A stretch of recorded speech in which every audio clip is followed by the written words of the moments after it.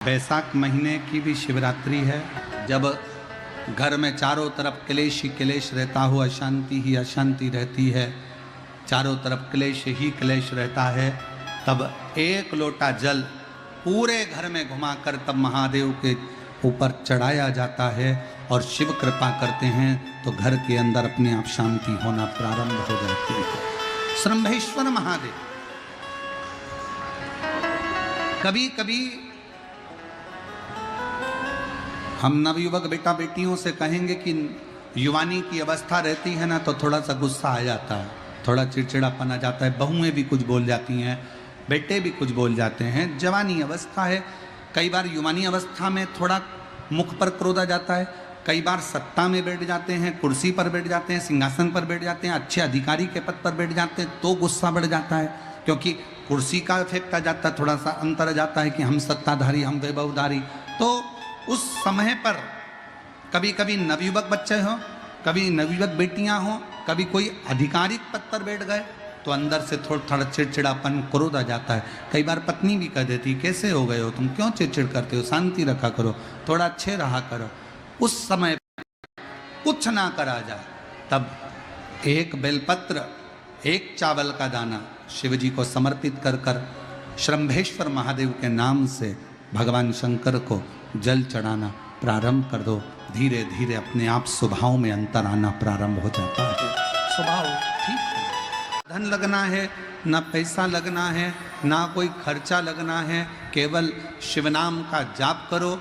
एक लोटा जल लेकर महादेव के मंदिर में रोज जाओ, अपना घर का दरवाजा छोड़कर प्रणाम कर कर श्री शिवाय नमस्तुभ्यम बोलते हुए मंदिर में प्रवेश करो। जल चढ़ाते समय बाबा से अपने दिल की बात कहो और बाबा से झोली पसार कर विनय कर कर फिर निवेदन कर। श्री शिवाय नमस्तुभ्यम, श्री शिवाय नमस्तुभ्यम, श्री शिवाय नमस्तुभ्यम, श्री नमस्तुभ्यम, श्री शिवाय नमस्तुभ्यम, श्री शिवाय नमस्तुभ्यम, श्री शिवाय नमस्तुभ्यम। तुम जितने दिल से बाबा से प्रेम करोगे, प्रेम का मतलब क्या होता है, प्यार का मतलब क्या है, क्या मतलब है प्रेम का? एक दूसरे के हो जाना प्रेम हो गया? घर छोड़ के भाग के शादी कर लो प्यार हो गया? और बाद में घर पे जाके खूब लड़ो और तलाक करवा लो प्यार हो गया? इसको प्रेम और इसको प्यार नहीं कहते। प्रेम और प्यार का सबसे बड़ा मतलब है दुख तुम्हें आए और तुम्हारा चेहरा देखकर तुमसे प्यार करने वाला पहचान जाए कि इसको तकलीफ क्या है। प्रेम। हम क्यों कह रहे हैं कि शंकर जी से प्रेम करो, शंकर भगवान से प्यार करो, शिव जी को एक लोटा जल चढ़ाकर उसको अपना बाप मानो, अपना पिता मानो और पिता मानकर अपने पिता से प्रेम करो। जब आप शंकर को पिता मानकर प्रेम करना प्रारंभ करोगे तो बेटी का मुख देखकर जब बेटी जल चढ़ाने जाएगी तो उसका चेहरा देखकर पहचान जाएगा मेरा देवाधिदेव महादेव की इसको तकलीफ क्या है, इसको कष्ट क्या है। प्यार का मतलब किसको कहते हैं? एक हॉस्पिटल में जाओ, एक कोई बहुत प्रचलित डॉक्टर हो, बहुत प्रचलित डॉक्टर, खूब सारे मरीज लाइन में लगे हैं, उसमें से एक मरीज ऐसा है जिसको बहुत बड़ी बीमारी है और बहुत बीमारी सबको है पर उसको ऐसा लग रहा है कि मुझे बहुत ज़्यादा तकलीफ है। वो डॉक्टर साहब को आवाज़ लगा कर करे, डॉक्टर साहब पहले मुझे देख लो, मुझे बहुत तकलीफ हो रही है। डॉक्टर साहब मुझसे दुगना पैसा ले लो पर पहले मुझे देख लो, मुझे बहुत तकलीफ हो रही है। डॉक्टर ने कहा लाइन में लगो, इतनी भीड़ हो रही है, सबको तकलीफ है, सबको दुख है। अब हॉस्पिटल में तो सभी लाइन में आए, सबके दुख है। फिर वो आगे आया, डॉक्टर साहब मुझे देख लो, मुझे तकलीफ है। डॉक्टर ने कहा लाइन में लगो, ये सबको तकलीफ है, लाइन में लगो। इतने में कोई व्यक्ति आया, डॉक्टर उसको देखकर खड़ा हो गया, गले लगाया, बिठाया, कुर्सी दी। कैसे हो? बस क्या बात है, तेरा चेहरा उतरा है, ला मैं बीपी नाप देता हूँ। डॉक्टर ने उसका बीपी नापा, शुगर है तेरे को, सावधानी रख। वो कहने लगा डॉक्टर बैठ, कहाँ जा रहा है? नहीं बस मैं बाद में आऊँगा, अभी तेरे पास भीड़ लगी। और वो चला गया।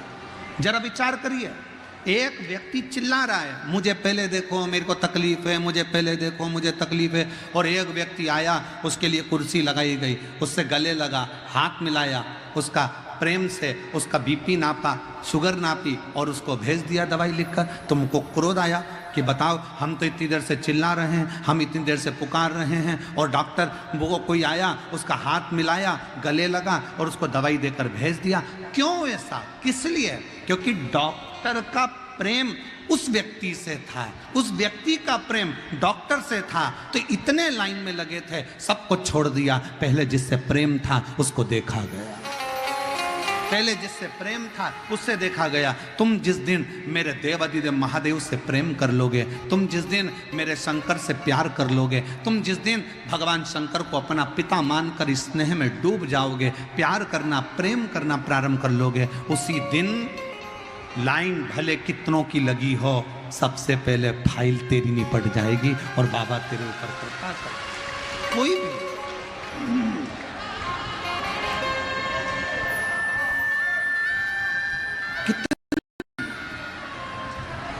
और मेरे भोले तेरा सहारा है, मेरे भोले तेरा सहारा है, मेरी नैया का तू किनारा, मेरी नैया का तू किनारा, मेरे बाबा तुझे पुकारा है, मेरे बाबा तुझे पुकारा,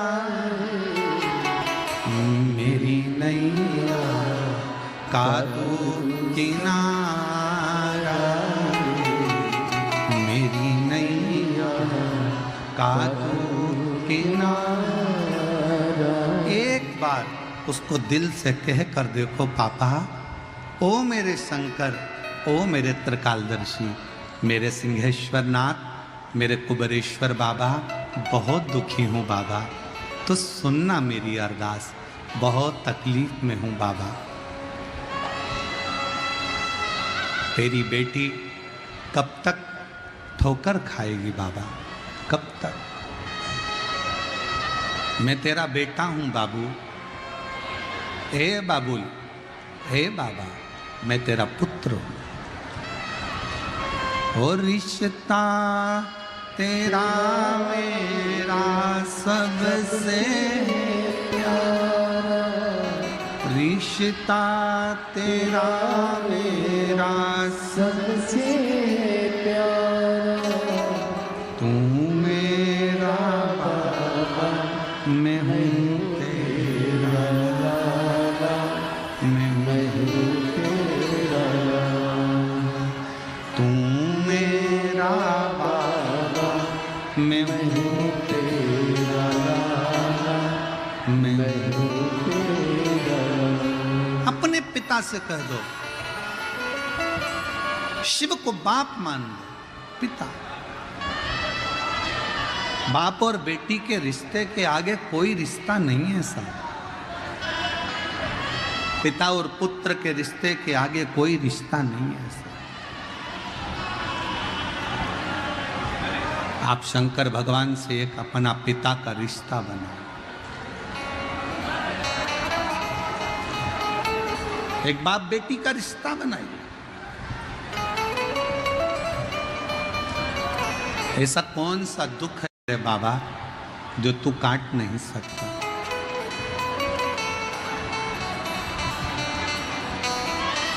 आज एक बात कहेंगे, हो सकता है कि लोगों को बुरा लग जाए हमारी बात का, क्योंकि हमारी बात का ज़रा दुनिया के लोगों को बुरा बहुत जल्दी लगता है। हम बोलते कुछ है, वो निकालते कुछ है। आज फिर एक बात कहते हैं, दुनिया का सबसे बड़ा तीर्थ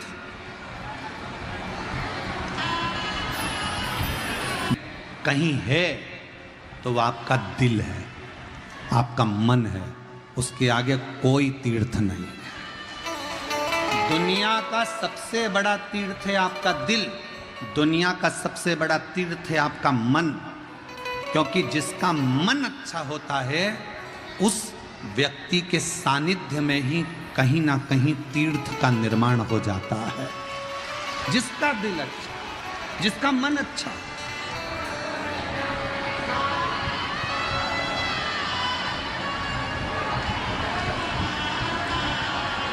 और देख लिया संसार हमने, देख लिया सब मतलब के यार हमने देख लिया। झूठे नाते झूठे रिश्ते, झूठे नाते झूठे रिश्ते, अरे झूठा है संसार हमने देख लिया। सब मतलब किया हमने देख लिया। दुनिया का सबसे बड़ा तीर्थ, कोई तुमसे पूछे, कोई पूछे तुमसे कि दुनिया का सबसे बड़ा तीर्थ कौन सा है, हम किस तीर्थ में जाएं, दुनिया का सबसे बड़ा तीर्थ कौन सा है? आप उत्तर दे देना, दुनिया का सबसे बड़ा तीर्थ है आपका अच्छा दिल, अच्छा मन। जिसका मन पवित्र होता है सारे तीर्थ उस मन में आकर बस जाते हैं।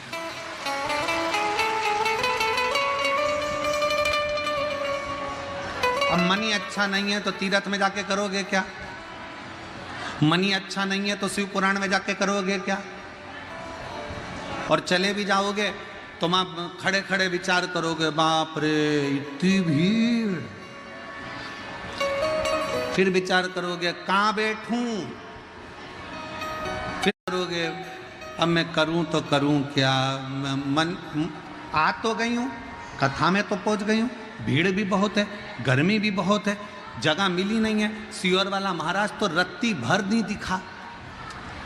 आप लोग तो फिर भी पंडाल में बैठे हो तो आपको एलईडी पर सामने दिख भी रहे होंगे, पर जितने अंदर हैं फिर निवेदन करूंगा, आज कम से कम 8 से 9 लाख शिव भक्त इस सिंहेश्वर के धाम में हैं।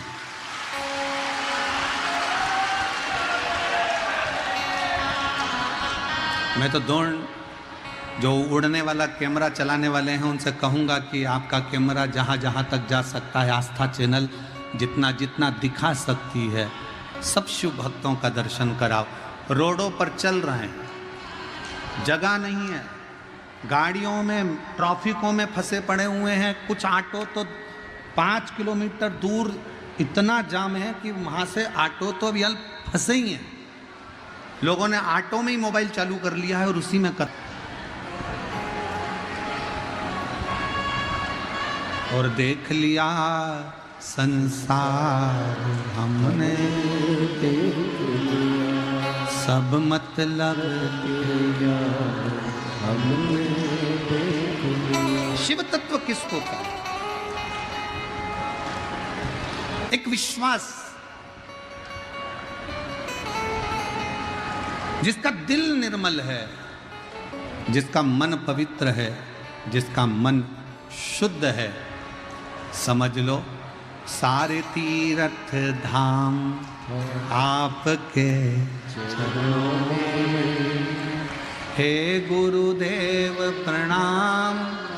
आपके चरणों में, सारे तीरथ धाम आपके चरणों में। हे भोलेनाथ प्रणाम आपके चरणों में। सारे तीरथ, जब आपका मन पवित्र है, जब मन निर्मल है, जब मन साफ है, तो सारे तीर्थ आपके हृदय में निवास करते हैं। शिव जी का विवाह हुआ, भगवान शंकर का जब विवाह हुआ, विदा ले लेकर सब जाने लगे। पृथ्वी की जितनी पवित्र पवित्र नदियां थी, सब शंकर जी के सामने आकर खड़ी हो गई। सारी नदी, जितनी पवित्र नदियां,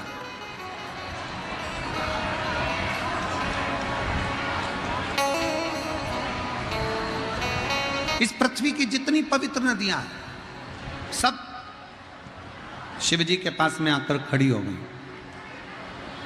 बाबा देवादिदेव महादेव ने पूछा, क्या बात है? गंगा, यमुना, सरस्वती, कावेरी, मंदाकिनी, नर्मदा, क्षिप्रा, क्या बात है? शंकर भगवान ने क्या चाहते हो? विदा कर दिया, तिलक कर दिया, विदाई लेकर जाओ तुम अपने अपने गांव। सारी नदियां हाथ जोड़कर खड़ी हो गई शंकर जी के सामने। हम नहीं जाए। मेरे भोले बाबा, जैसे आपने गंगा को अपने मस्तक पर रखा है, मेरे भोले बाबा, जैसे आपने गंगा को मस्तक पर रखा, पार्वती को बाजू में रखा, अपने साथ में रखा, सारी पवित्र नदियां कर रही हैं, हम नहीं जाना चाहते, हमको भी विदाई लेकर यहाँ से जाना नहीं है। मेरे भोले बाबा, हमको भी आपके साथ रहना है। तो शंकर भगवान ने जितनी पवित्र नदियां थीं, उन सब नदियों को कह दिया, अगर तुम जाना नहीं चाहती हो, मत जाओ। मेरा शिवलिंग जहां पर विराजमान होगा, समझिएगा जरा, देखकर समझिएगा, ये जलाधारी है और ये जलाधारी और यहां से पानी बहता है। ये शिवलिंग है। शंकर भगवान ने कहा पवित्र नदियों से कि तुम कह रही हो कि हमें जाना नहीं है, हमें अपने साथ में रखो। तो शंकर भगवान ने उनको वर दे दिया, मेरे शिवलिंग के ऊपर भाग से लेकर नीचे के भाग तक जो स्थान है, उस स्थान पर सभी पृथ्वी की जितनी नदियां हैं, उन सब का स्थान मेरे उस शिवलिंग के भाग पर विराजमान रहे। अब कई लोग कहते हैं, गुरुजी शंकर जी पे जल चढ़ाकर पीने से बीमारियां चली जा रही है, शंकर जी पे जल चढ़ाकर आचमन करने से गठान गल जा रही है, ऐसा कैसे हो सकता है? उसका कारण केवल इतना है, जब हम शंकर भगवान पे जल चढ़ाते हैं, गंगा, यमुना, सरस्वती, कावेरी, नर्मदा, सब जल चढ़ाते से पूरी नदियों का जल उस जल में आ जाता है। पार्वती जी का हस्तकमल, जया, विषहरा, शामली, दौतली, सबका जल उसमें मिल जाता है। अशोक सुंदरी और गणेश कार्तिकेय का जल उसमें प्राप्त हो जाता है। और जब हम जल का पान करते हैं तो हमारा रोग धीरे धीरे समाप्त हो जाता है। उस जल की पवित्रता का शंकर ने नेत्र बंद करे और दोनों बार भगवान शंकर के नेत्र बंद करने से कुछ ना कुछ प्रकट हुआ। एक बार नेत्र बंद करा मेरे भगवान शंकर ने, तो नयन के अश्रु से रुद्राक्ष प्रकट हुआ। क्या प्रकट हुआ? जम के बोलो जरा, रुद्राक्ष। दूसरी बार नेत्र बंद करे मेरे भगवान शंकर ने, तो एक बालक ने जन्म लिया जिस बालक ने अपनी आंखें नहीं खोली रोता रहा। पार्वती जी ने देखा कि छोटा सा बालक है तो मां जगतजननी जगदम्बा ने उसको गोदी में उठाया, अपना पुत्र मान। मां दुर्गा भवानी ने, मां जगतजननी जगदम्बा ने उसको अपना पुत्र मानकर उसको गोदी में उठा लिया, गोदी। और पार्वती जी ने देखा कि ये नेत्रों से देख नहीं रहा। पार्वती जी ने देखा कि ये नेत्रों से देख नहीं रहा, ये नेत्रों से देख नहीं रहा है, तो ऐसा लगा कि ये आंख से अंधा है, नेत्र से विहीन है, आंख से अंधा। पार्वती जी ने उसका नाम अंधकासुर रख दिया। क्या नाम रखा? अंधकासुर। 2 बार मेरे देवादिदेव महादेव ने नेत्र बंद करे, एक बार नेत्र बंद करा तो रुद्राक्ष प्रकट हुआ। 1 मुखी से लेकर 14 मुखी तक रुद्राक्ष का वर्णन शिव महापुराण में है। 1 मुखी से लेकर 21 मुखी तक रुद्राक्ष का वर्णन स्कंद पुराण।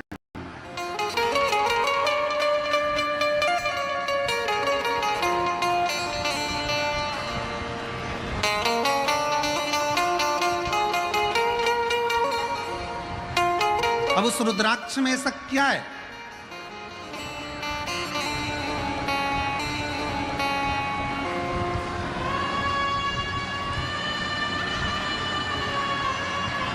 केवल जिस रुद्राक्ष को हम सीहोर से लेकर आते हैं, कुबरेश्वर बाबा के धाम से लेकर आते हैं, तांबे के कलश में उसको गलाते हैं और पानी को शंकर जी पे चढ़ाकर उसका आचमन करते हैं। जिसके शरीर पर रोग होता है, तकलीफ होती है, कमर में, घुटने में या शरीर में कहीं ना कहीं दर्द होता है, तो वो गले में धारण करते हैं। स्त्री हो, पुरुष हो, बेटी हो, बेटा हो, सब रुद्राक्ष को धारण कर सकते हैं, सब। एक तुलसी और एक रुद्राक्ष कभी अपवित्र नहीं होते, कभी अपवित्र नहीं होते। कई लोग कह देते हैं रुद्राक्ष को शमशान में चले गया, अपवित्र हो गया। कई लोगों ने कह दिया रुद्राक्ष वहां चले गया, अपवित्र हो गया। तुलसी की माला अपवित्र हो गई, तुलसी अपवित्र हो गई। तुलसी और रुद्राक्ष कभी अपवित्र नहीं होते। तुलसी और रुद्राक्ष तो जो अपवित्र है उसको भी छू ले तो पवित्र कर देते हैं।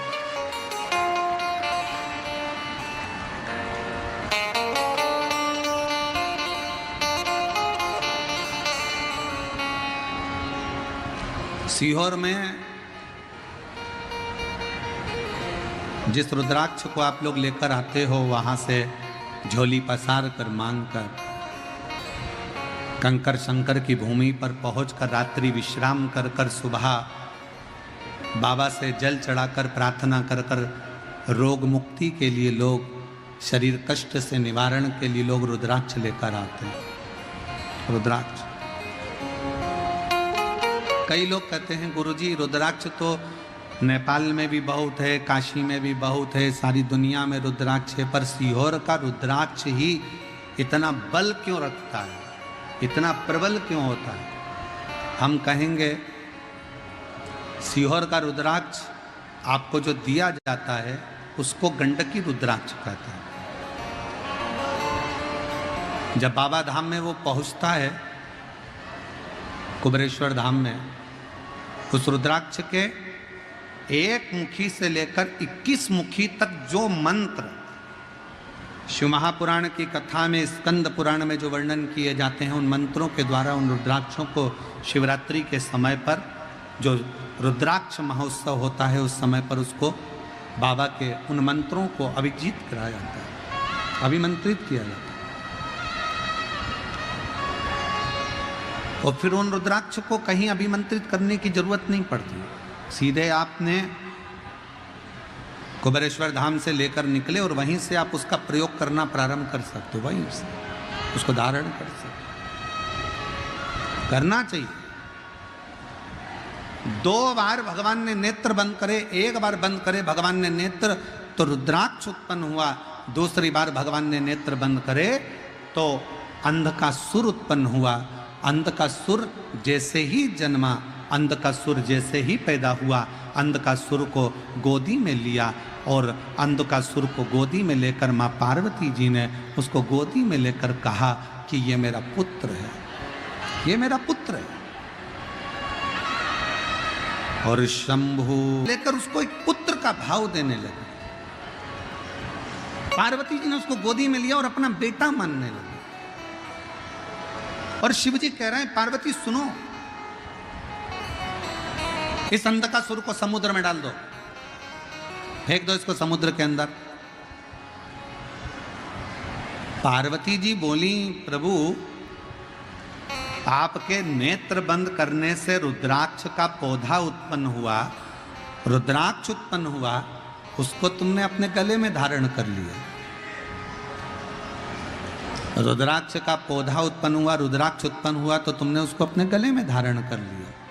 और नेत्र बंद करने से जो अंधकासुर उत्पन्न हुआ उसको समुद्र में फेंकने की बात करते हो, समुद्र में डालने की बात करते हो।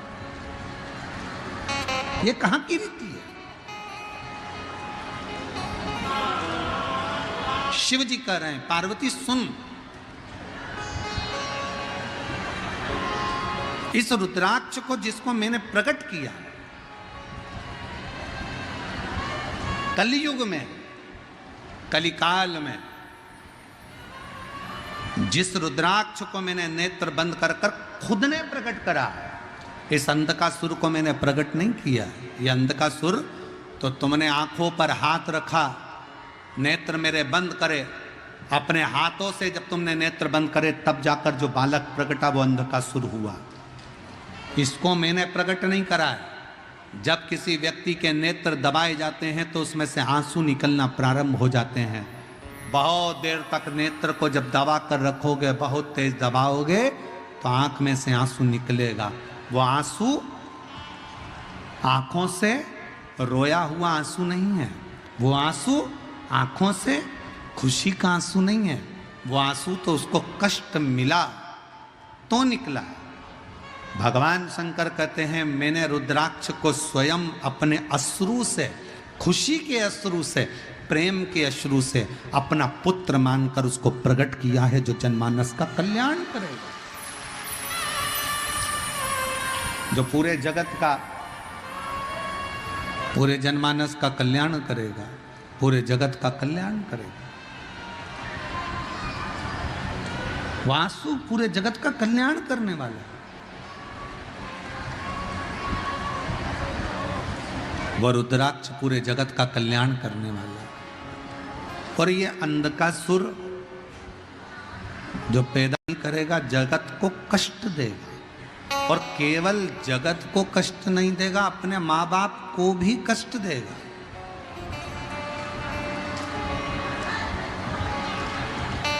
और सुनिए कथा,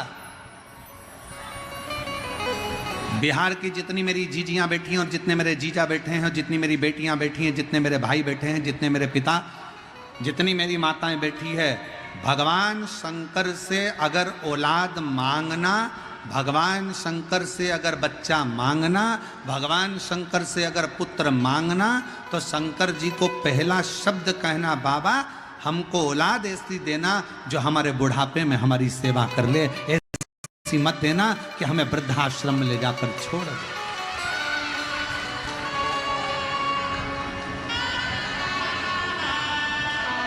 ऐसी औलाद नहीं चाहिए।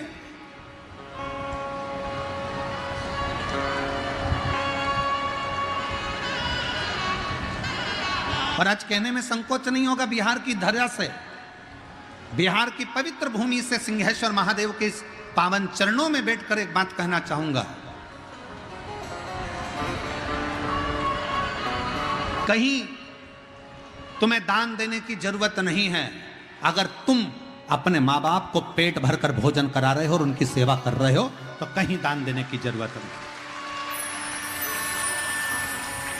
कहीं दान देने की जरूरत नहीं। अगर आप अपने माँ बाप का पेट भर रहे हो माँ बाप को अच्छे से रख रहे हो, अपने बुजुर्ग माँ बाप की सेवा कर रहे हो, उनको दवाई दिला रहे हो, उनकी बुढ़ापे में अगर आप सेवा कर रहे हो तो समझ लेना तुम्हें कहीं दान देने की जरूरत नहीं है। तुम अपने माँ बाप के चरणों में सेवा में उस दान को लगाओ, अपने माता पिता के सेवा में लगाओ।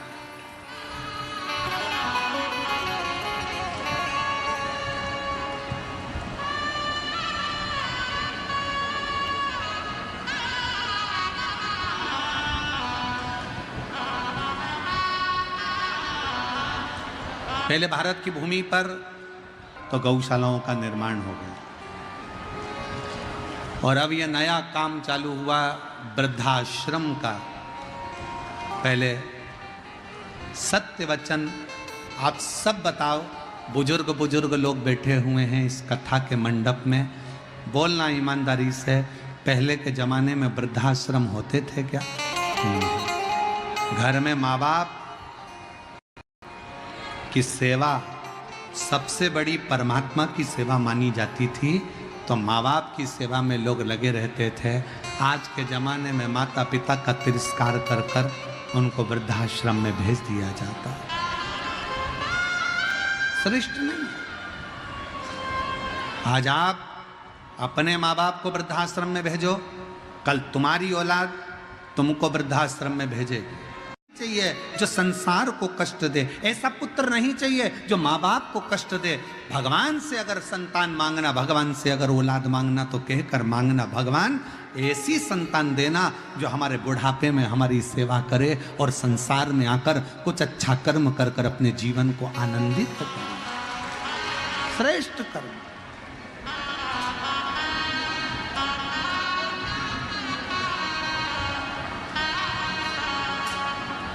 कुछ अच्छा करने। पार्वती जी फेंक दो इसको समुद्र के अंदर। पार्वती जी ने गले से लगा लिया, मैं इसको नहीं फेंक सकती, मेरा बेटा है। फेंको पार्वती समुद्र में इसको। पार्वती जी ने उठाकर समुद्र में शंकर जी के कहने पर फेंक दिया। समुद्र में बैठा था हिरण्याक्ष, उस अंधकासुर को हिरण्याक्ष ने उठा लिया, पालन पोषण करने लगा। अंधकासुर जब बड़ा हुआ तो उसने हिरण्याक्ष से पूछा कि मेरे माता पिता कौन है? हिरण्याक्ष ने कहा तुम्हारा माँ बाप कोई भी नहीं है, केवल मैं तुम्हारा पिता हूं। समय आया, श्रीमद् भागवत में वर्णन आता है, हिरण्याक्ष ने पृथ्वी को जल में डुबो दिया था।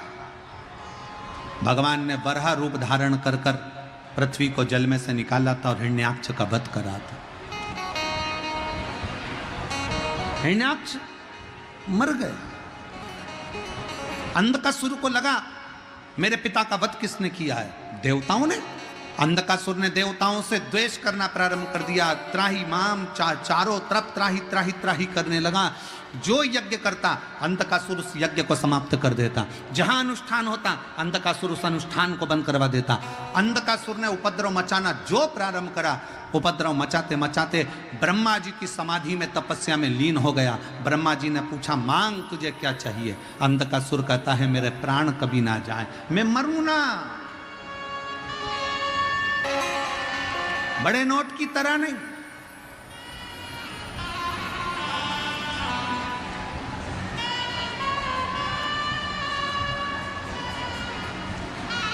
चिल्लर जैसा स्वभाव, सहजता।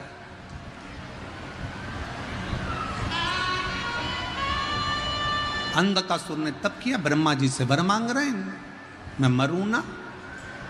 मरना तो पड़ेगा, कितना ही प्रयास करो, कितनी भी बादाम खा लो तो भी मरोगे, एसी के कमरे में सो लो तो भी मरोगे, डनलप के गद्दे पे सोओगे तो भी मरोगे। गुलाब जामुन, इमरती, जलेबी, भजिया, पकोड़ा जो तुम्हारी मर्जी पड़ जाए, लिट्टी चोखा तुम्हारी मर्जी पड़ जाए, कितना ही खा लो फिर भी मरना है। आलू के पराठे खा लो, चाहे गोभी के पराठे खा लो तो भी मरना है। कितना भी ब्यूटी पार्लर में सज लो तो भी मरना है। कितना भी अच्छा घूम लो तो भी मरना है। तो फिर जब मरना ही है तो रोके क्यों मरे? स्माइल देकर अपनी जिंदगी को खुश होकर जियो, फुल एंजॉय के साथ।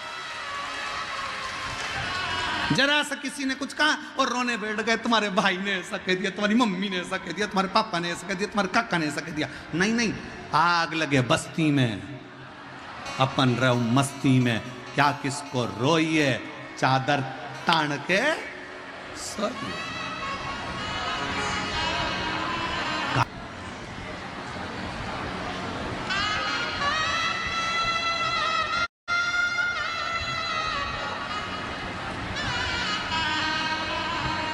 और जब बस उसके आश्रित होकर जब रावण को सोने की लंका दे सकता है, भस्मासुर को कंकण दे सकता है, तो सबको दे सकता है, सबको सब कुछ प्रदान कर सकता है। से प्रार्थना करिए। आज बैसाख महीने की भी शिवरात्रि है और शिव महापुराण की भी शिवरात्रि है।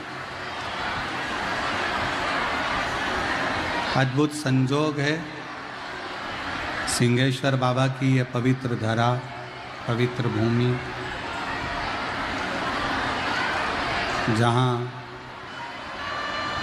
बाबा से प्रार्थना करने का सौभाग्य मिला है। आपको जहाँ जगह मिले वहाँ बैठकर बाबा को दिल से प्रार्थना करना, निवेदन करना।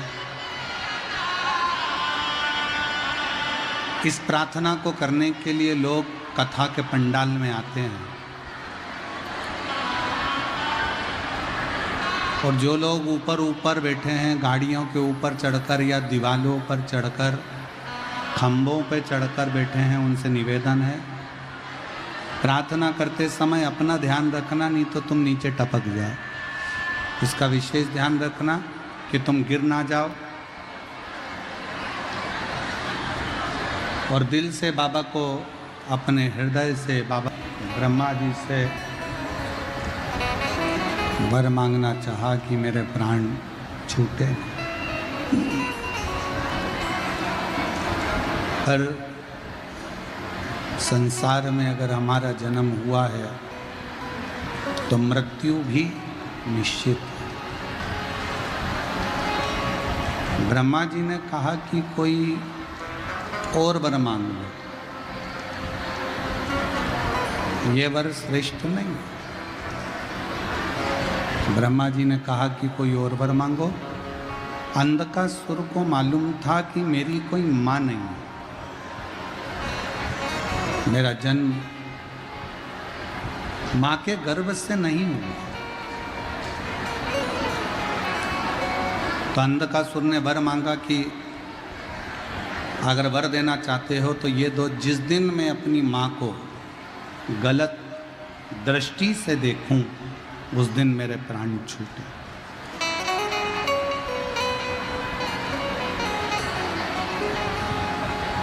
जिस दिन मैं अपनी माता को गलत दृष्टि से देखूं उस दिन मेरे प्राण छूटे। तथास्तु। अब अंधकासुर को यह समझ लेना था कि अगर ब्रह्मा जी ने तथास्तु कहा है तो मतलब मेरी कहीं ना कहीं तो माँ जरूर होगी, मेरी माता तो कहीं ना कहीं है।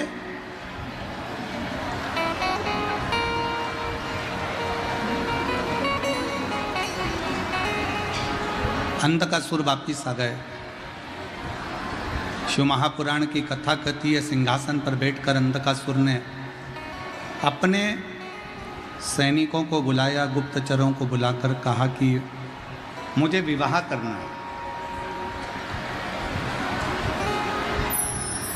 और मेरी शादी करने के लिए कोई अच्छी सुंदर कन्या को देख कर लो।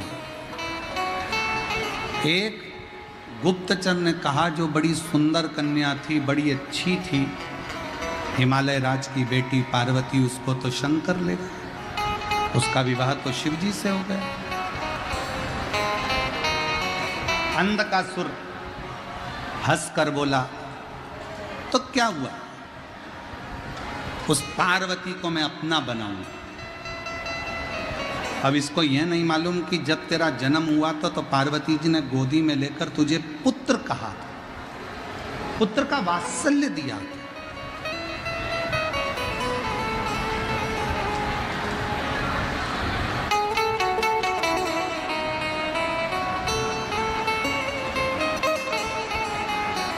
शिव महापुराण की कथा कहती है जरूरी नहीं कि आप 4 वेदों का अध्ययन करो।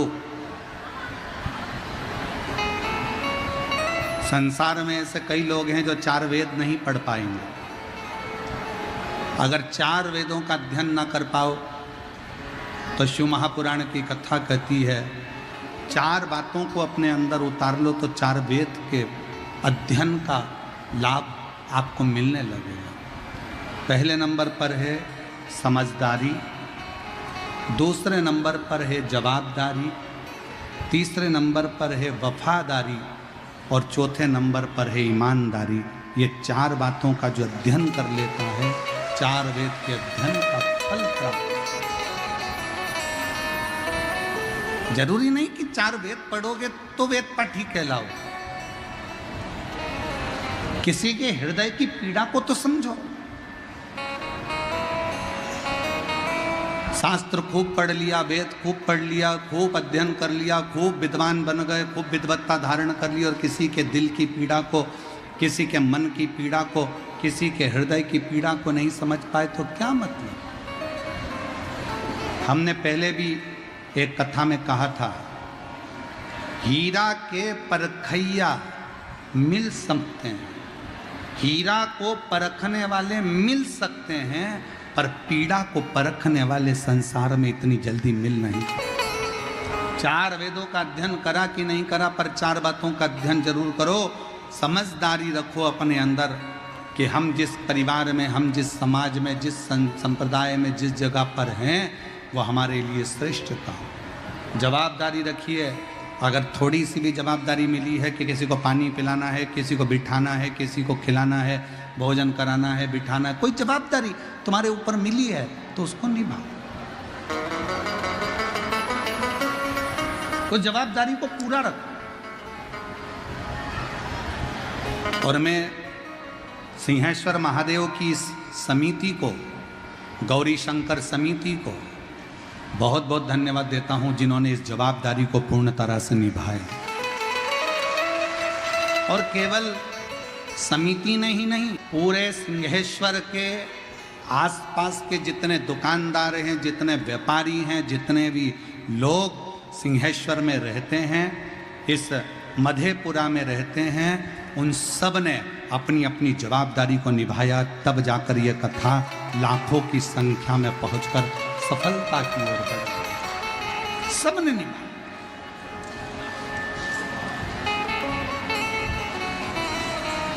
एक एक व्यक्ति ने इस कथा में अपनी जान झोंकी, अपना दिल लगाया।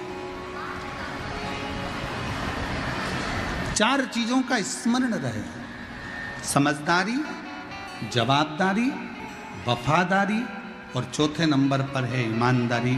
इन 4 चीजों को जिसने अपने जीवन में उतार लिया, समझ लो 4 वेद तुमने पढ़ लिए और अपने जीवन को सार्थक किया। सार्थक।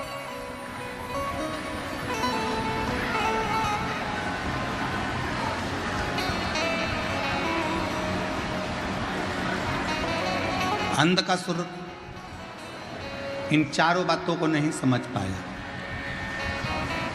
और अंधकासुर अपने दूतों से कहता है कि जो सबसे सुंदर, तो सबसे सुंदर जो नारी है वो पार्वती जी को तो शिव जी ले गए, उसको मैं अपना बनाऊंगा।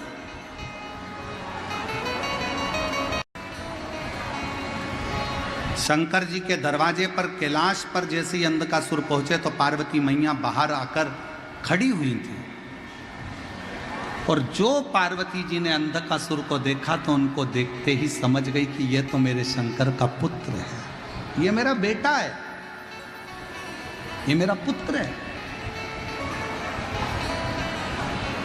कितनी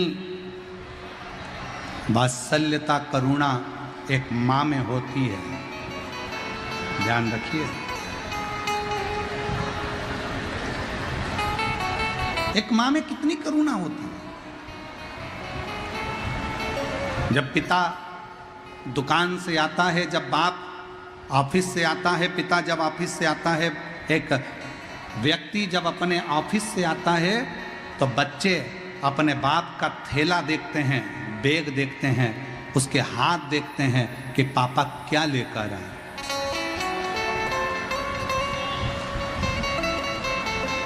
एक पत्नी जब पति आता है तो उसका मुख देखती है, उसका चेहरा देखती है, और एक माँ जब बेटा घर आता है तो ना हाथ देखती है ना चेहरा देखती है, माँ उसका पेट देखती है, इसने कुछ खाया कि नहीं खाया, इसने कुछ खाया कि ना। इसीलिए तो उसको अन्नपूर्णा कहा जाता है। काशी में बैठी है अन्नपूर्णा महारानी, शंकर भगवान स्वयं, शिव स्वयं कहते हैं पार्वती से, पार्वती तुम्हारा एक नाम अन्नपूर्णा है, तुम्हारा एक नाम अन्नपूर्णा, तुम जगत का पालन करने वाली, जगत का पोषण करने वाली, जगत का पालन पोषण करने वाली तुम।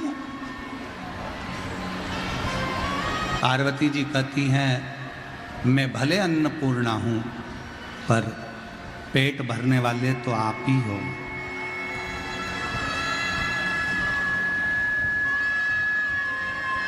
मैं भले अन्नपूर्णा हूं पर पेट भरने वाले तो आप।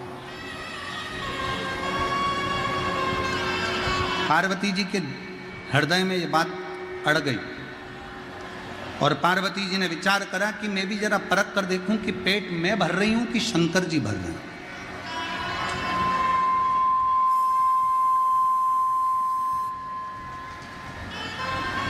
पेट भर कौन रहा है? पेट मैं भर रही हूं कि शिव जी भर रहे हैं? पार्वती जी, लक्ष्मी जी और ब्रह्माणी तीनों एक जगह पर इकट्ठी हुई, एकत्रित तीनों। आज लक्ष्मी जी ने, सरस्वती जी ने, ब्रह्माणी जी ने और पार्वती जी ने एक डिब्बी में एक चींटी को उठाकर डिब्बी में बंद कर दिया। एक चींटी को डिब्बी में बंद करा और भोजन करने के लिए बैठ गए। ब्रह्मा जी को ब्रह्माणी ने भोजन कराया, ब्रह्मा जी ने पेट भरकर भोजन किया। इतने में लक्ष्मी जी ने नारायण से कहा, प्रभु मैंने सुना है कि सबका पेट भरकर आप भोजन करते हो, पर आज तो कुछ भूल रहे हो आप। भगवान विष्णु कहने लगे, नहीं मैं कुछ भी नहीं भूल रहा, मैं तो सबका पेट भरकर ही भोजन कर रहा हूं। और पेट भरने की जवाबदारी तो मैंने शंकर भगवान को दी है। ब्रह्मलोक में जितने हैं उनका पेट ब्रह्मा जी भरेंगे, वैकुंठ लोक में जितने हैं उनका पेट भगवान नारायण भरेंगे, पर पृथ्वी पर मृत्यु लोक में अगर पृथ्वी पर कोई जन्म होता है तो उसका पेट भरने की जवाबदारी तो स्वयं शिव की है, स्वयं शंकर की है। चलो मेरे साथ। लक्ष्मी जी ने भगवान विष्णु को लिया साथ में, भगवान विष्णु लक्ष्मी को लेकर सीधे शंकर जी के पास पहुंच गए। शंकर जी भोजन कर रहे थे, शिव जी भोजन कर रहे हैं, और भोजन करते करते इतने में भगवान नारायण ने आकर जैसे ही प्रणाम किया, देखा तो पूछा क्या बात है, आज भगवान विष्णु और यहां कैसे? भगवान विष्णु ने कहा, प्रभु मेरे मन का एक संशय। प्रभु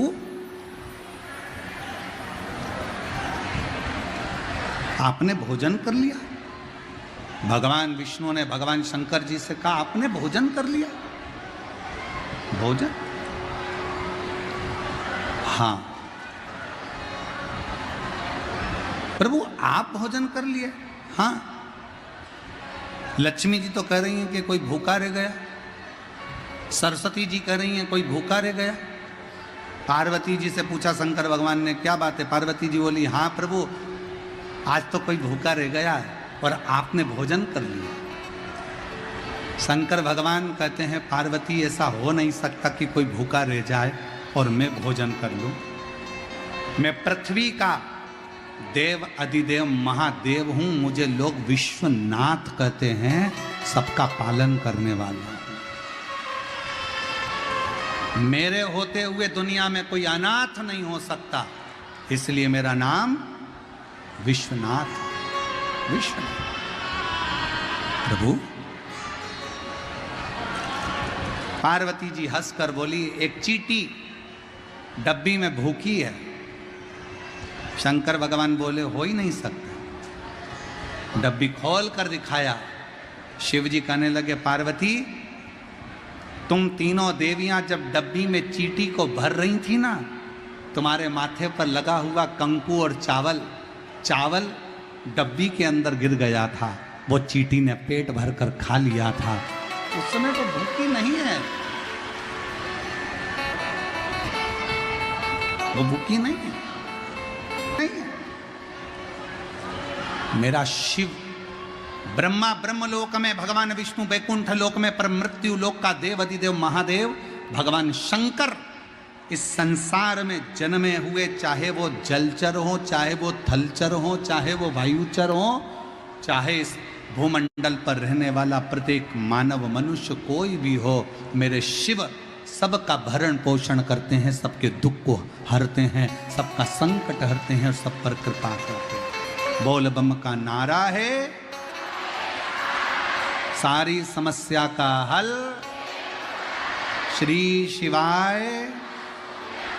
अपने भक्त का भगवान ध्यान रखते, और हम तो बाबा के भरोसे चलते, हम तो बाबा के भरोसे चलता। से निवेदन है, जिस दिन मेरी जीजियों, मेरी बेटियों, मेरी माताओं, जिस दिन आपका मन बड़ा व्यथित हो जाए, बहुत दुखी हो, बहुत दुखी, उस दिन शंकर भगवान के शिवलिंग के पास जाओ, और जो जलाधारी होती है नीचे जिस पे शिवलिंग रखा होता है, पार्वती जी का हस्तकमल, वहां अपने दोनों हाथ लगाकर, और जहां से पानी बहता है वहां अपनी हथेली लगाकर बाबा को अपने दिल की बात कहकर, दिल से हाथ को हृदय से लगाकर बाबा से अपने मन की बात कहकर आओ। 2-3 दिन में बाबा आपकी उस उलझन को धीरे धीरे समाप्त कर ही दे। अपने पिता के पास जाओ तो, अपने बाबुल के पास जाओ तो, उनसे प्रार्थना तो करो, विनय तो करो, सुनेगा मेरा शंभु। त्रिकालदर्शी है, कैलाशी है, अविनाशी है। नेत्र वो इंद्रिय है जो शंकर से लगाव उत्पन्न करती है।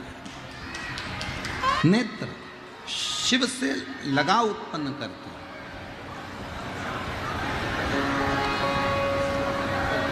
श्रवण शक्ति, कर्ण, कान एक वो इंद्रिय है जो परमात्मा को हमारे करीब में लेकर आती है। जैसे रुक्मणी जी कभी भगवान कृष्ण को नहीं देखी थी, उन्होंने तो केवल भगवान कृष्ण की कथा को सुना था। बचपन से रुक्मणी जी ने अपने गुरु के मुख से कृष्ण का चरित्र सुना था, तो उनके हृदय में कृष्ण के प्रति प्रेम जागृत हो। आप में से कई माताएं ऐसी हैं जो कभी हमको आज तक ना मिली होंगी, ना हमको कभी देखा होगा, पर टीवी के माध्यम से कथा सुनती रही, एक लोटा जल शंकर जी को चढ़ाती रही, तो बाबा शंकर ने आपको, भले आप हमसे नहीं मिले, भले आप पंडाल तक नहीं पहुँचे, पर बाबा का कोई ना कोई उपाय आपने करा और बाबा ने आपका कल्याण करा। मतलब श्रवण शक्ति से शिव की प्राप्ति है। श्रवण शक्ति,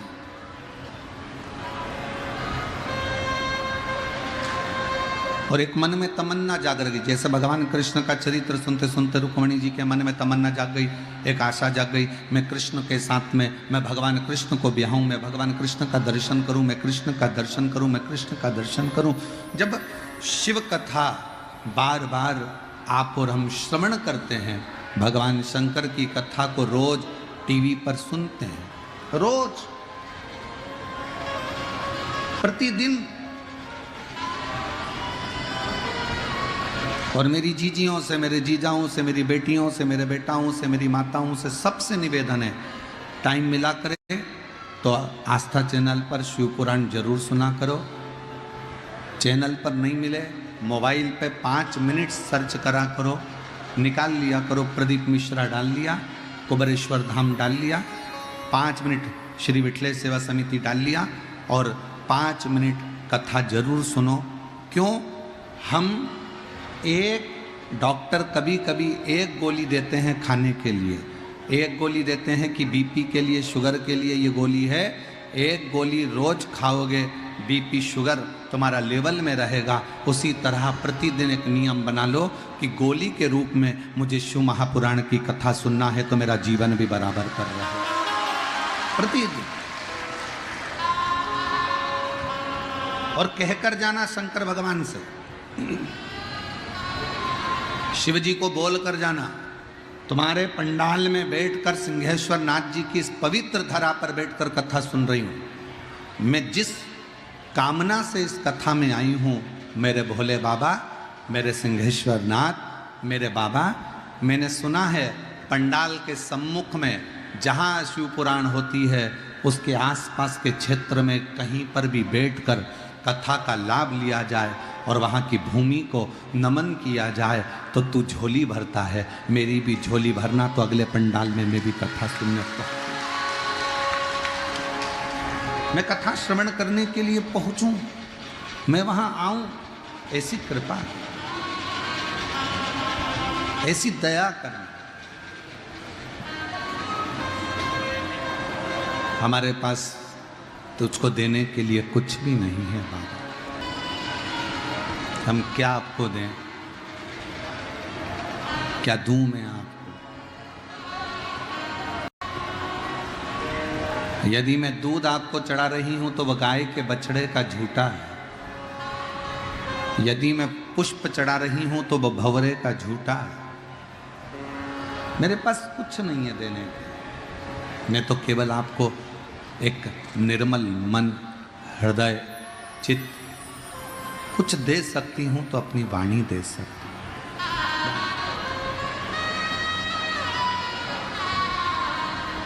क्या दे? कल जब हम यहां से गए रात्रि के समय पर, घनश्याम जी चौधरी और उनकी धर्म पत्नी, दोनों की आंखों में जल थे।